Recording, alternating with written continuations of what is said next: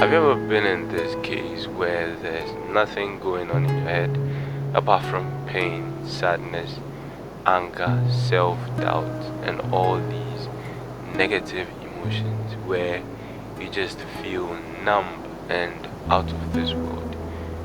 You don't really even know where you belong at that moment, and all emotions are just lost, leaving you with just the negative aspects of life to bear with. If yes, then you are having a mental breakdown. And that's pretty much what has been happening to me for like the last 2 years until I decided to confront it.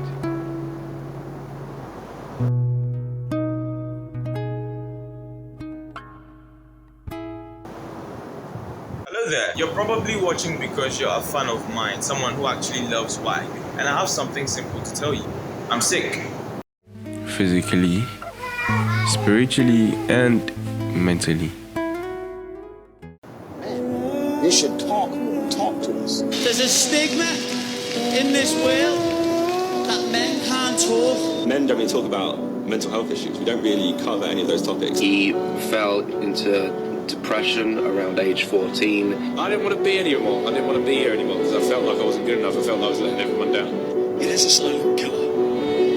Kills more people every year than most other things. Of men under 35, it's the biggest killer on earth. Most men are basically invisible. It actually took me a while to realize that nobody actually cares about what's going on inside of your head, whatever fantasies that you're thinking about, whatever you're going through. And here's the case: we are even in Africa, somewhere the whole point of depression does not exist. When you try to tell your parents or your siblings that you're facing anxiety, depression, and all they're going to tell you is you're funny and all. So it took a long time to finally realize that I had to stand up for myself and deal with whatever is eating me up. An opportunity came up where I was supposed to leave town for about 30 days, so I decided to use that opportunity to myself, to use that 30 days to discover ways and means to go over whatever is inside of me that's eating me up, that quote-unquote depression and anxiety. So today I'm going to be sharing my experience and my journey and how I was able to overcome all these depression and anxiety issues in 30 days. By the way, I kind of started it out as some sort of a vlog vibe, but then during the whole journey I kind of just didn't really feel like vlogging again. So during the editing process I just decided to scrap off every single part of the vlog that I made. So this is just going to be some sort of boring commentary of me just listing out the steps that I took to kind of work on my mental health and all.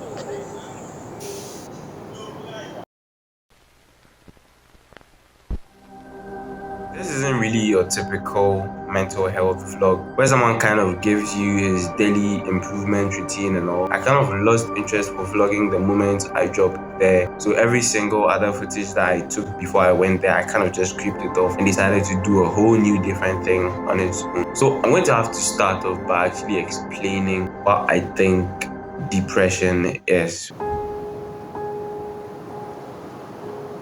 After actually discovering what depression actually means, I feel like depression is some sort of a fantasy that everybody creates in their head to kind of just get out of something. It's human nature to grieve, it's human nature to be sad, it's human nature to regret and all.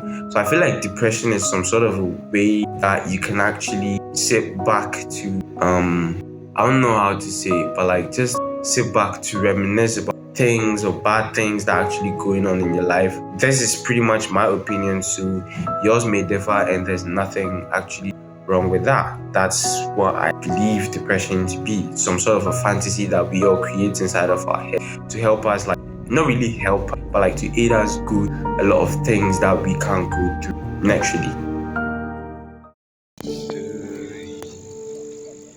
what actually causes mental health issues? There are a lot of stuff that cause mental health issues. I think one of the biggest things that actually causes this depression, mental health, anxiety and all is just social media. Like, that's just the basis of everything. But then we have others like competitive living. Poverty is also one which causes depression. I actually know what caused mine, and I'm kind of working on ways and means to just crap all those things off and all. But I haven't really found the perfect way to just avoid depression. But I've found ways and means to actually curb depression when it comes. Not really like avoid it. I also find a way to manage it when it comes in, so it doesn't really just get all over in my head and all. So these are the steps, or these are the tips that I took personally to curb my rippling depression and anxiety.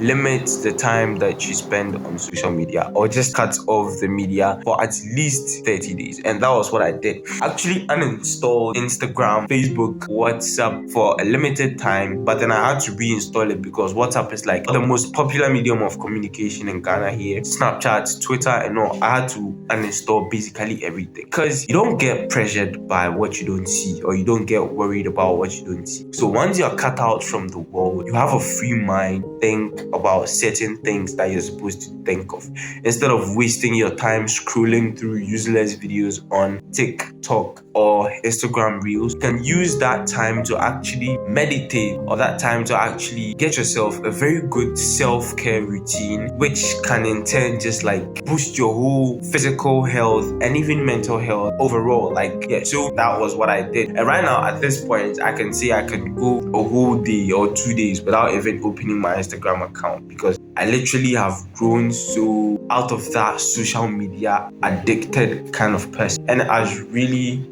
helped me a lot.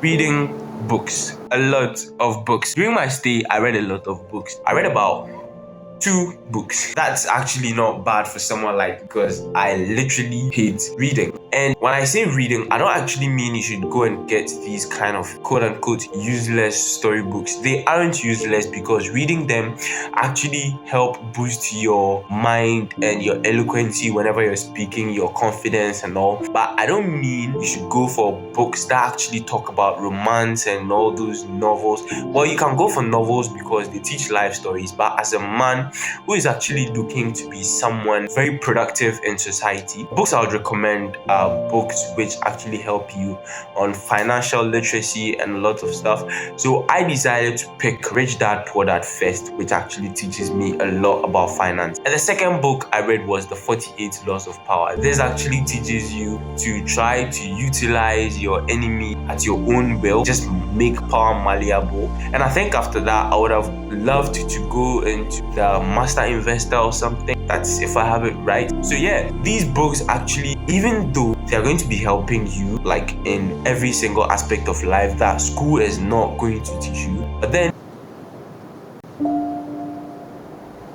I used not to listen to secular music. And when I say secular music, I mean hip-hop, hip-life, R&B, all those sad songs and all. They are not going to add any single thing inside of your life. They only just stir up the pain which is inside of your head. They don't help you get through any single thing. I've tried it. Even though they actually give you a little bit of comfort, because your mind actually stimulates some hormones, because you just feel like, oh, this is actually going with my life. So yeah, I feel calm for a moment, but then it's actually doing nothing. It's like a mirage. Once you get to one point of the road, then it vanishes. I used to listen to the Quran when I'm reading, or when I wake up in the morning, then I play the Quran and then I listen to it at a low volume, so it won't really distract me from the reading. The only type of music that I actually listened to was instrumental music, the violin, the harp, sound of nature like birds and all. Another one which is throat music. Yeah.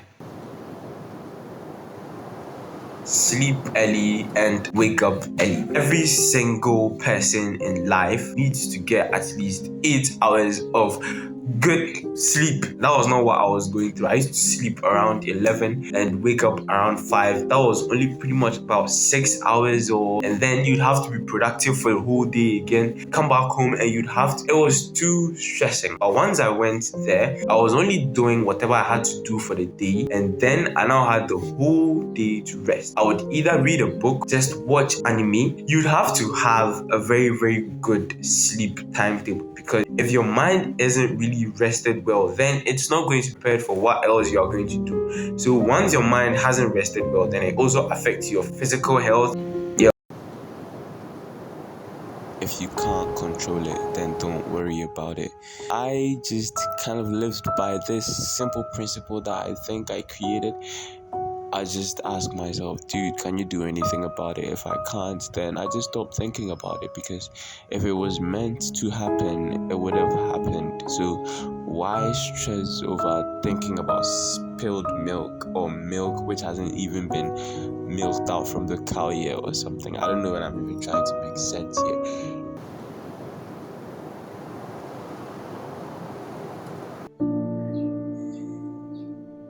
The last thing I'm going to talk about is I actually meditated a lot. And meditation isn't really just about shaving your head, sitting on top of a mountain, not eating for about 30 days or 100 days or something. Meditating is actually just sitting down, very calm, being able to actually just focus on one thing, redirecting your whole mind to one thing. If you're in the forest, you can be focusing on that one bird on that wooden tree at the back there, and all of your mind would be redirected to that part or something. That is actually when you know that I'm not an expert at meditation. Nobody actually taught me how to meditate well. That's what I actually think it is. If I'm wrong, someone please help me. Well, that's not basically everything that transpired during the 30-day journey, but then this is pretty much like the main highlights of what I actually did there. That's why I just decided to cut everything short, and I felt like I needed to make a video to keep you guys updated why I actually just left for about a whole month without any information and all.